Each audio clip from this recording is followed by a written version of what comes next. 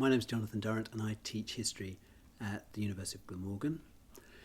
And my specialism is the history of witch persecution in late 16th and early 17th century Germany. And when I tell people that I'm an expert in witch persecution, they're usually fascinated. It's an engaging subject and something that they want to know more about, but they can't understand why anyone like me would spend their lives researching such a topic. They can't see how much is there to research. To them it's just a story about superstition in the past which has been done, been dealt with, and has no relevance in the present.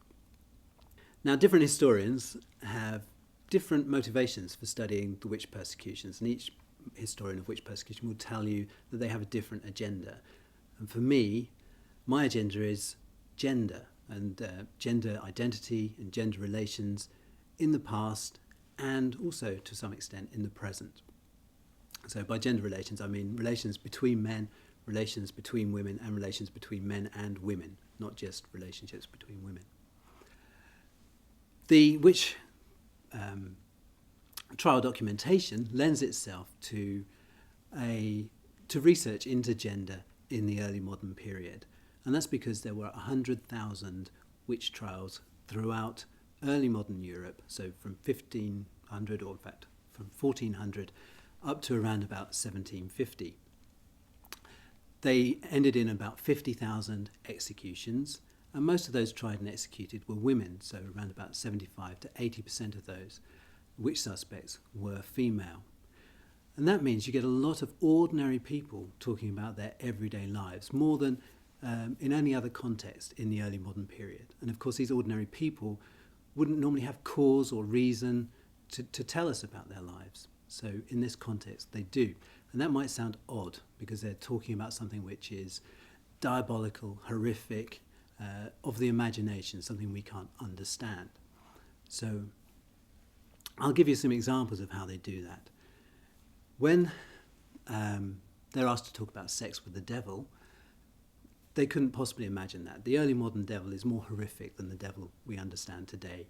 He's someone who can take your soul, take you to hell, and that's a very real fear for ordinary people. They just cannot imagine sex with the devil.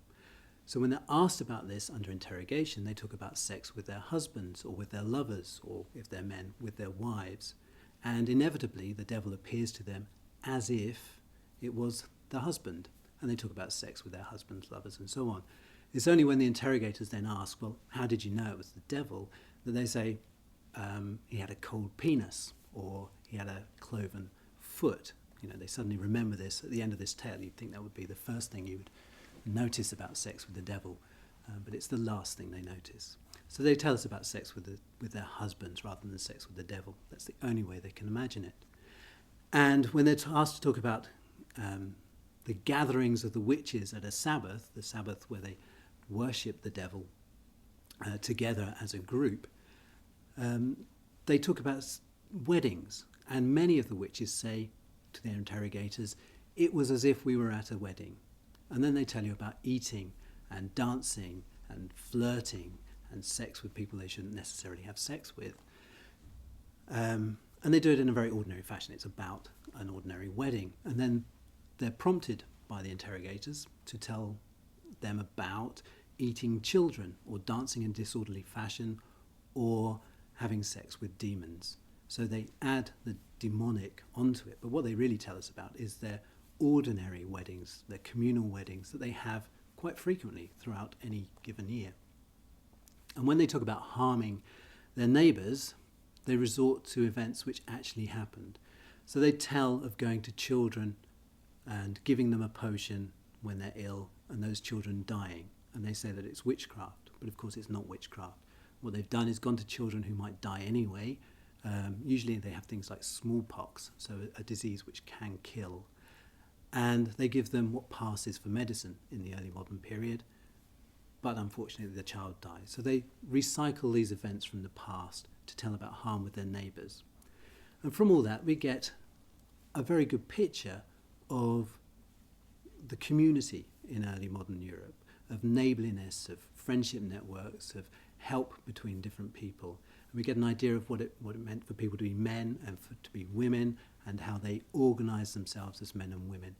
And it goes beyond what we would normally read in the prescriptive literature of the period, which says that, you know, women should be subordinate, lower class men should be subordinate to their superiors and so on, and they should act in a very moral, moderate kind of way. These people do not act in necessarily moral, moderate kinds of ways. They have emotions and passions and friends, and they do things which they shouldn't necessarily do according to the prescriptive literature. So we get a more nuanced view of early modern society and early modern community in the past, and we get a sense of people acting, of people going beyond what they should do, which is important in the present. When we think about gender and equality in the present, equality comes through action rather than prescription. So whatever laws are made about equality, they only work if people act on them, and they work best in small communities where they're able to work together towards some kind of consensus about how they should act with each other. And so that's the sort of relevance that it has for me, that witchcraft is about gender, witch persecution, and the confessions are about gender, and it tells us something about how we can enact equality now by using the past as a model.